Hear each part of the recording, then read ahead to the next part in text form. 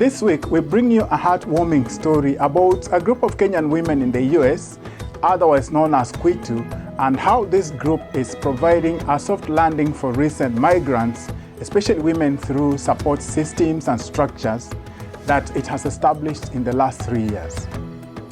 But at the end of the show, we will also alert you to the fact that the same seemingly innocent group is apparently making some men in the diaspora uncomfortable, while at the same time inspiring others to act.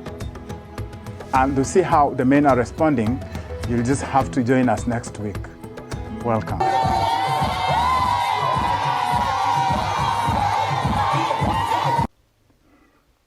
When the story of Kenyans living abroad, especially in the US, is finally written years from now, one of the most mesmerizing chapters in that story will be one on the rise of the phenomenon that is now the Kenyan women in the USA, commonly known as KWITU. In less than 4 years since it was started, KWITU has not only shown the way on how far women facing the same challenges can go in tackling those challenges if they formed alliances, but the group has also rediscovered how critical it is for women to feel good about themselves, and just how important that feeling of good about oneself is in dealing with not just other women, but also the family at large. Marsha Lily, Pennsylvania's KWITU representative, knows this feeling very well. So my legal name is Lily Minor, but most people know me as Marsha Lily. I just graduated from Bachelor's of Science in Journalism. I'm an artist, and I'm a KWITU state rep for Pennsylvania. What's the whole concept about behind KWITU? Support.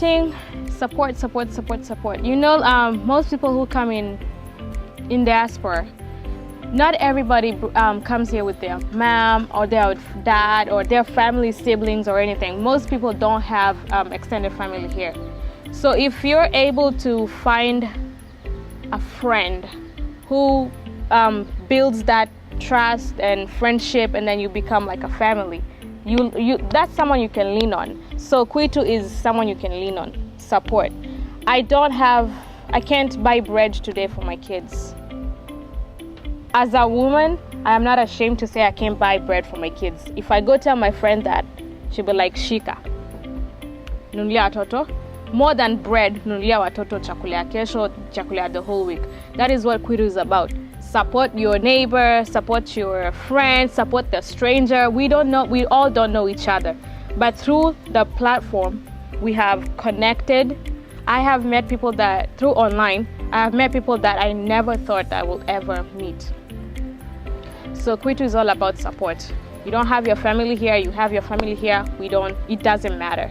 That women easily organize themselves and have been doing so for a long time is nothing new.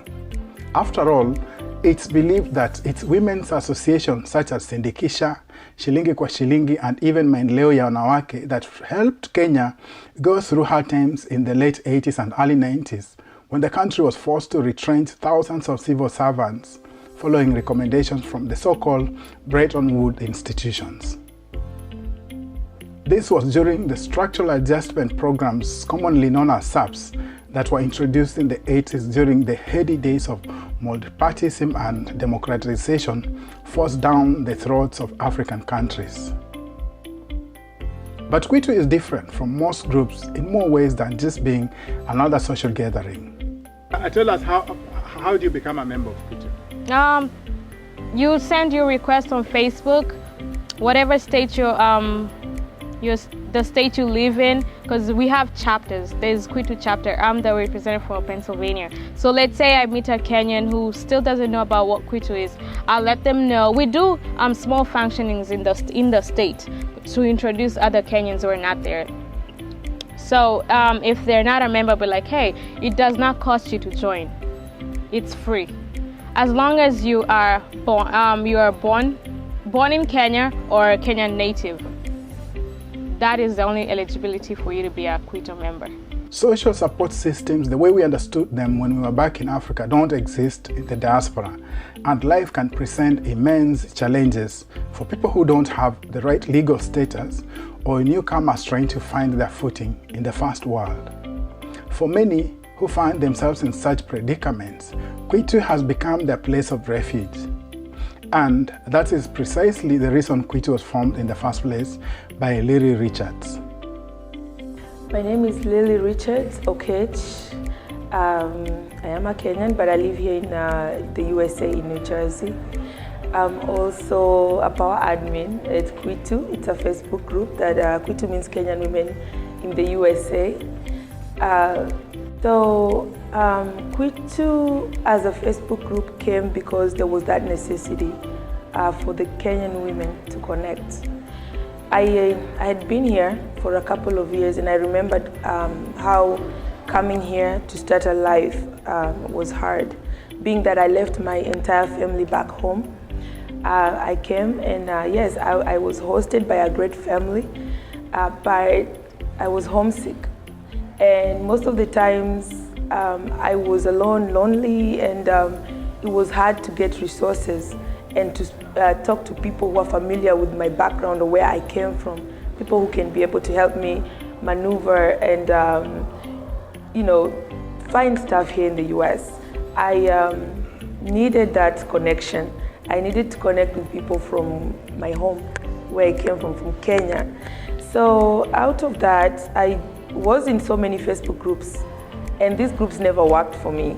Being that I'm in the USA and there are Facebook groups that are mostly dominated by people who are in Kenya or in Europe, the time difference, the kind of stories they're talking about, the kind of stuff that is posted there was never relevant to me. Most of the time it's just drama, and even if people are talking about issues, it's not issues that I can relate to. So through that, after cruising the social media for a while, I decided it's time. We in America, we're different. Our struggles are so different. We are so busy, too busy for drama, of course. We want to have a place that is free from all the drama, but a safe space, a safe place where we men can connect and actually talk about real issues that affect the Kenyan woman living in the USA and Canada. That's very important because I'm a KWITU diehard. So Mama, through KWITU, women like Mama Wairimo, a Kenyan resident of Brunswick in New Jersey, have not only found their megaphone to share their experiences with the rest, but have also found a home away from home. To them, KWITU is fulfilling their hopes and aspirations and making life in diaspora, if not fulfilling, then at least tolerable. KWITU has become a place where they can connect with each other and share personal and intimate experiences. Okay, my name's Ann Kagwe. I live in New Jersey, Spotswood, New Jersey to be precise. I'm a mother of 4. And yes, I am a KWITU member, a KWITU strong member. We have more than 13,000 women on Facebook. And we have recently launched KWITU in Kenya. So KWITU started in the diaspora and it has recently been launched in Kenya. KWITU in my life has meant that I have a group of fellow women that I can run to, I can cry to when I am in need. If I'm happy, I have a group of women I can celebrate with, because now we have different chapters. On top of what we had, the reunion, we also have chapters in our different states where we celebrate each other and we relate with each other and we meet. Our families meet, and KWITU is just lovely. KWITU Inc. work was on display recently when the organization held its annual meeting in Los Angeles, California. It said that during the 3-day networking and empowerment event, the Kenyan ladies took LA by storm. It's reported that close to 700 Kenyan women in the diaspora, including members from the Kenyan chapter, turned up for the event. During the networking sessions, they uplifted and supported one another without discrimination in terms of personal status in society. They taught each other how to excel in different fields such as business, investment and self-employment, dance, cooking, educate, travel tips, motherhood, job search, marriage, single motherhood, even dressing up for different occasions.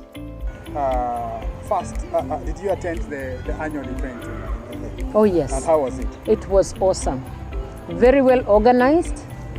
A lot of different women with their diversities just coming to celebrate being women, you know, empowering each other, and just coming to celebrate KWITU because we believe in KWITU. We had about more than 800 members attending the venue, the reunion, 2019 reunion in LA. What sets KWITU apart from other social networking groups is indeed the diversity of its membership.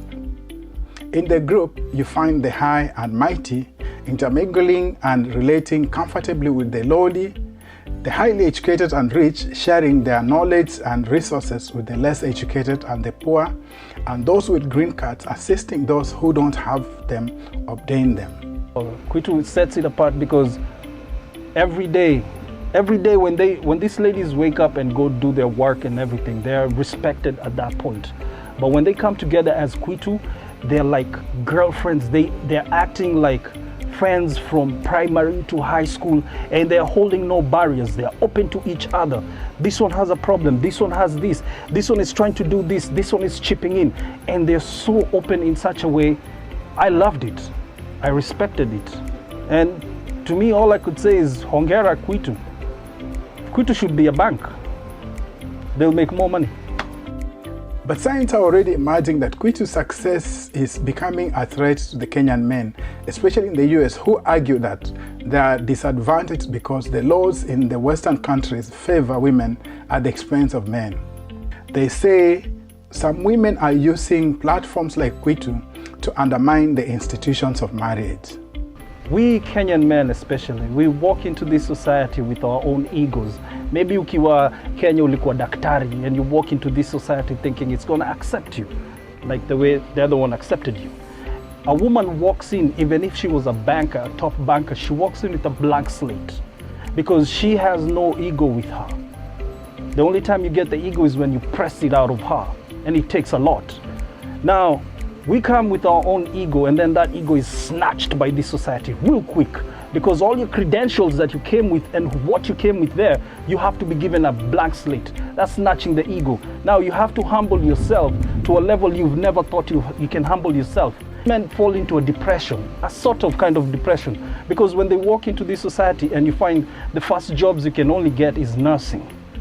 Now, mimi kama mwanaume, I have like, for example, I'm 50 years old already, I have kids. Sasa unaniambia niingie nursing. Nenda kukuwa nurse, kutake care other older people, kuwapanguza diaper, kuwafanya hivi. It becomes a problem of the mind with the men. With the ladies, akikuja ambi wafanya kitu kama hiyo, she came with a blank slate. Alikuja na akafanya, na in the middle of that alikuwa anaongea na rafiki yake mwenye amekuwa akifanya for years, and they've been confiding, na baadaye unapata she owns a business like that. Young men should not feel threatened about KWITU. KWITU women are strong within the organization. They are learning the skills to be better women in the society. And with that being said, then they can be better wives, better girlfriends, or even better in the society. You know, KWITU is it just believes in its leadership. It believes in its motto. And it just goes about its business, helping women to be stronger and empowering women completely. Is there any truth to these claims? In part 2 of this story, we look at how men are responding to these seeming threats and whether it's real or imagined. That wraps it up for us today, and we hope you enjoyed the show. Again, let us keep the conversation going through social media. You can also drop us a line through our email address, which is diasporaliveshow@standardmedia.co.ke. See you again next week.